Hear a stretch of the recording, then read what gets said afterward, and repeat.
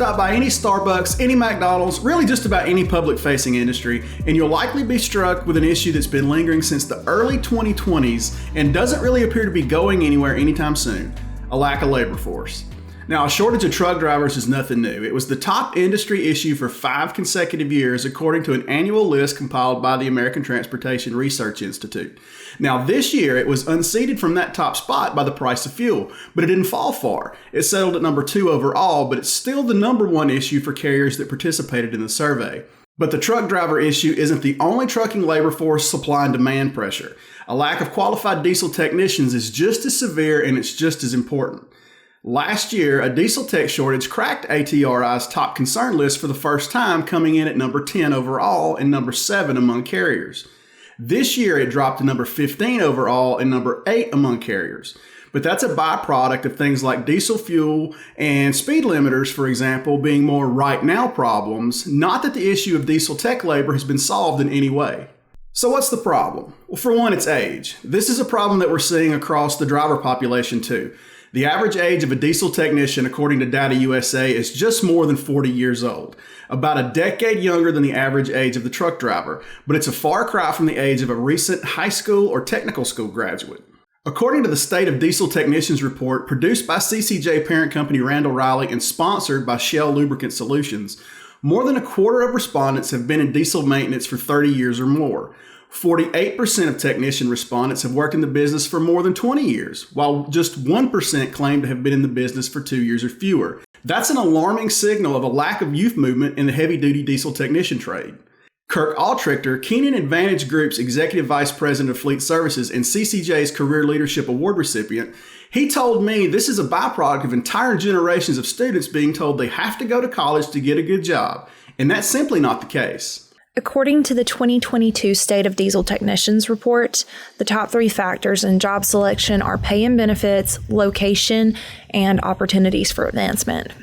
The report shows the majority, or 17% of employees in this role, earn between $50,000 and $60,000 annually, followed by 16% who earn $100,000 or more, and then 15% who earn $60,000 to $70,000 a year. On the benefits side, the report says 69% have the option for an IRA or 401k retirement plan. And in terms of insurance, 83% have access to health, while 72% and 64% have access to dental and vision, respectively. Only 58% are offered life, accident, death, and dismemberment insurance, and 57% have paid sick leave, while 78% have paid holiday leave. So what's the best bet for recruiting techs? Well, it may not be a trade school. In fact, some fleets have been bypassing trade schools and are recruiting at high schools instead. Sandra Jordan, Director of Career Services at Lincoln Tech's Nashville campus, told me that the demand for diesel technicians has her school competing for students alongside shops that will take untrained recruits right out of high school and place them into a development or apprenticeship program. Now, apprenticeships have long played an important role in all aspects of the trucking industry. The 2022 State of Diesel Technicians report found that 44% of diesel techs came to the industry through an apprenticeship. 1% of survey respondents were in fact apprentices. Current training methods in shops, of course, can vary. So according to the 2022 State of Diesel Technicians report, 50% of respondents are sent to training events and or receive instruction from trainers brought on site. 40% receive training through OEM or supplier courses online. 37% are taught through company-wide training curriculum. 28% are encouraged to seek out their own training, and 11% said they have not undergone training in their current role. About 28,500 openings for diesel service technicians and mechanics are projected each year on average over the next decade, many of which are expected to result from the need to replace workers exiting the labor force, according to the Bureau of Labor Statistics. So how do fleets backfill that gap while also filling current openings and having resources available for future openings? Well, there has to be a recruitment effort placed on people other than men. Jim Mathis, president of Wyotech in Laramie, Wyoming, said he has seen women, though very few, in the diesel tech space ever since his career began at the technical college in the 1970s. But the number of women entering the field is ticking up. According to BLS data, 293,200 people were employed as bus and truck mechanics and diesel engine specialists in 2021.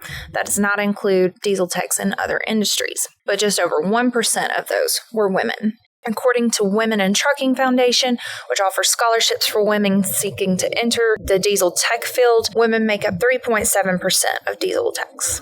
Mathis said WyoTech currently has 30 to 35 women enrolled across its programs, which includes automotive, collision refinishing, and diesel, representing about 10% of its student population. That's the highest percentage of women WyoTech has ever had. Where the school in previous years has experienced a 1 to 2% increase in enrollment among women, it is now experiencing a 5 to 7% increase. So overhauling the average age and gender makeup of a diesel repair shop likely means that fleets will have to retool their approach to recruiting. Hal Wagner, New Village Institute's Director of Career Services, told me that the company culture is often a bigger consideration than pay when it comes to a technician's decision to join one shop over another. Now, that's not so much a priority with veteran technicians as it is with today's recruits. The 2022 State of Diesel Technicians Report, produced by Randall Riley and sponsored by Shell Lubricant Solutions, showed that about 51% of respondents, which have 21 or more years in the business, ranked corporate culture 5th among factors most important when choosing a new job. Now that's behind pay, location, opportunities for advancement, and scope of work. About 67% of technician respondents said that when they look for a job, they rely on word of mouth. So your company culture is always going to be important regardless of the age of your applicant.